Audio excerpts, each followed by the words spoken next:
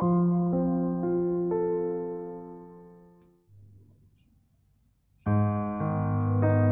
Suci Tao Te Ching dan pembabarannya.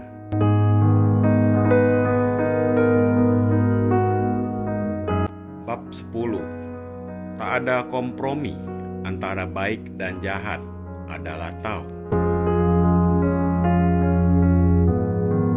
1. Mendukung satu, yaitu sifat Tuhan dalam diri kita, dan dapatkah tak berpisah pula? 2. Dengan semangat yang tak kunjung padam, kita harus melakukan budi pekerti, lemah lembut, cinta kasih, serta sabar, dan dapatkah hingga seperti sifat anak-anak.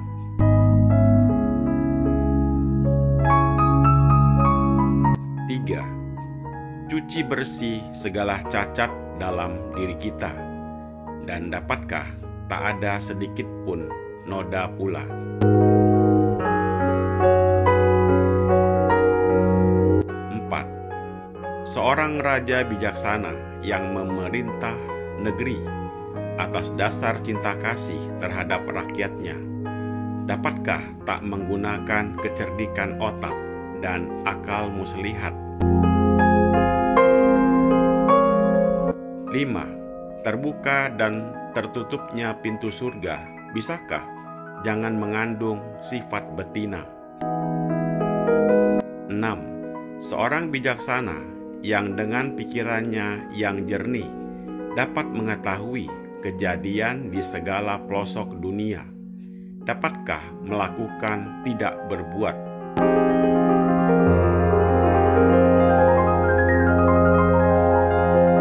7. Dihidupi dan dipelihara. 8. Menghidupi tapi tak menganggap bahwa itu adalah miliknya.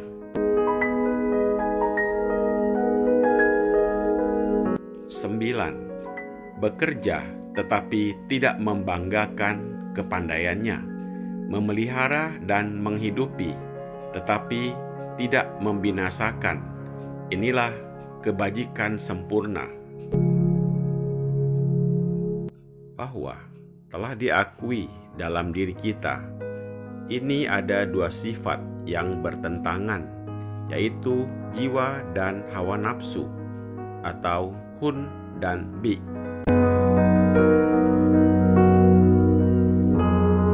Hun termasuk golongan yang positif, dan bi termasuk golongan negatif. Bagi orang kebatinan antara dua sifat ini tak ada kompromi. Kita harus mengambil tindakan yang tepat, yang tegas untuk melenyapkan semua sifat-sifat buruk yang terdapat di dalam diri kita, dan dengan tegas pula memegang teguh sifat-sifat yang baik dan dijalankan dengan maksimal. Maka ungkapan di atas mengatakan bahwa kita harus mendukung satu, yaitu sifat Tuhan yang berada dalam diri kita, dan kalau mungkin jangan berpisah.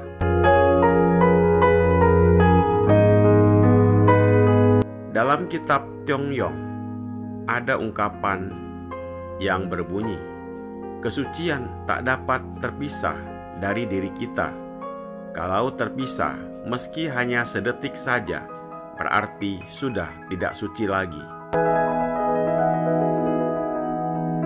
Maka barang siapa satu kali menginjak jalan utama, sesaat pun tak dapat berpisah pula. Kalau berpisah, meski untuk sekejap mata saja, berarti sudah menyimpang dari jalan tersebut. Pasal 1. Anak kecil belum mempunyai sifat-sifat kebencian, keserakahan, dan lain-lain kejahatan. Sifat mereka masih sewajarnya saja, masih suci murni dan benar-benar jujur. Maka seseorang yang dapat memelihara hatinya dengan sepenuh-penuhnya hingga mencapai kesucian, kejujuran, dan kemurnian bagai anak kecil adalah termasuk orang budiman yang tinggi martabatnya. Pasal 2. Kalau kita memang sudah berketetapan hati untuk mendahului kebatinan, maka harus mempunyai tekad yang sungguh-sungguh untuk membuang segala cacat dalam diri kita dengan tak memperhitungkan kesulitan maupun keuntungan.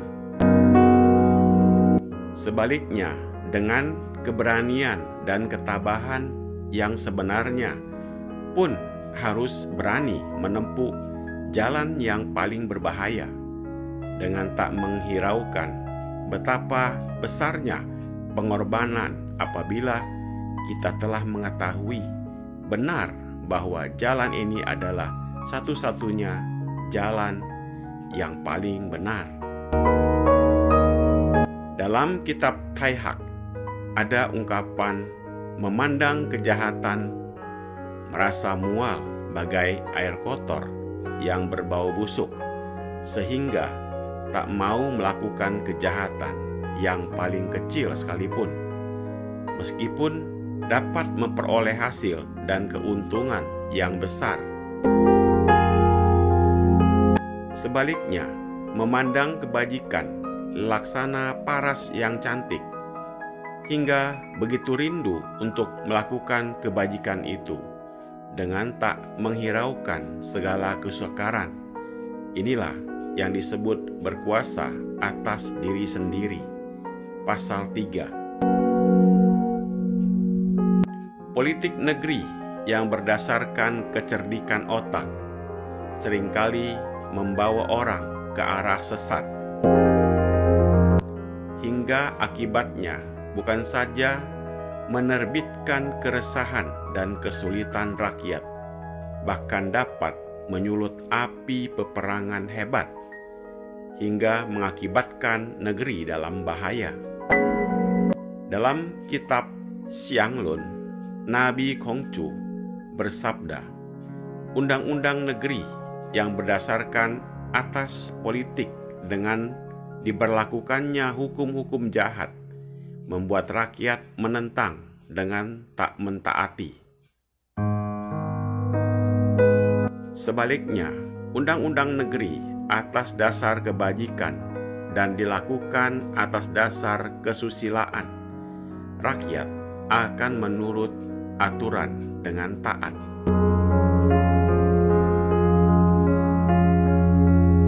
Maka, seorang pemimpin negeri yang bijaksana tidak menjalankan pemerintahan atas dasar kecerdikan otak, tetapi atas dasar cinta kasih dan kebajikan yang luhur. Pasal 4. Oleh Lao Tzu, yang disebut pintu surga maksudnya adalah pintu hati kita. Pintu hati dipandang oleh Lao Tzu sangat penting hingga diumpamakan pintu surga, karena sebegitu lama pintu hati kita tertutup. Senantiasa kita dalam kegelapan, semakin lekas pintu hati kita terbuka, cahaya kesucian akan segera terbuka. Maka pada saat tertentu, sifat positif harus selalu ada. Jangan sampai dikuasai sifat betina atau sifat negatif. Yang diartikan sifat positif adalah sifat cinta kasih yang besar, agar pada saat pintu terbuka, rasa cinta yang telah ada segera masuk. Pasal 5. Seorang bijaksana yang demikian luhur budinya telah mencapai kebebasan dalam hidupnya, hingga ia dapat melakukan tidak berbuat. Tidak berbuat bukan berarti duduk diam sambil berpeluk tangan, padahal ia tetap bekerja dengan aktif, tetapi bekerja menuruti intuisinya, bukan menurut pikirannya atau keinginannya. Karena seorang bijaksana mampu mengendalikan panca inderanya, hingga keinginan sang aku jadi pasif. Sebaliknya, sang pribadi bergerak aktif dan memegang kekuasaannya atas dirinya. Maka meskipun ia bekerja, tetap bebas dari karma. Pasal 6. Karena orang budiman mengetahui bahwa semua hidup berevolusi, siapa yang merintangi evolusi dari semua hidupnya merupakan suatu kejahatan. Maka orang budiman selalu menghidupi dan memelihara segala apa yang hidup di dalam semesta alam ini, dan ini berarti membantu evolusi mereka. Pasal 7. Seperti pohon yang mengeluarkan buah-buahnya, tetapi tidak memiliki untuk diri sendiri, bahkan memberikan semua hasilnya kepada siapa saja yang suka makan, dengan tidak membedakan manusia atau binatang, hingga kelelawar pun boleh makan sekenyang-kenyangnya. Dipuji buahnya manis atau dicela buahnya asam, ia pun tidak menjadi bangga atau marah, hanya bekerja terus memenuhi kewajibannya dengan tak menghiraukan celaan maupun pujian. Pasal 8.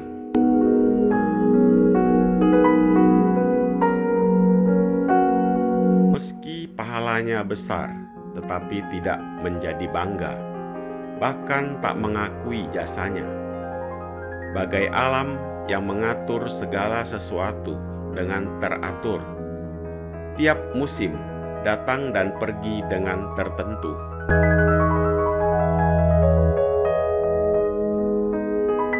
Matahari dan bulan bergerak terus ganti berganti dengan teratur. Begitulah orang budiman yang hidup di dalam Tao, sesuai dengan bekerjanya alam, hingga ia termasuk sebagai seorang yang mencapai kebajikan utama. Pasal 9.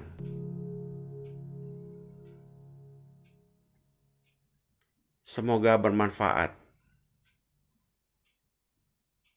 Terima kasih.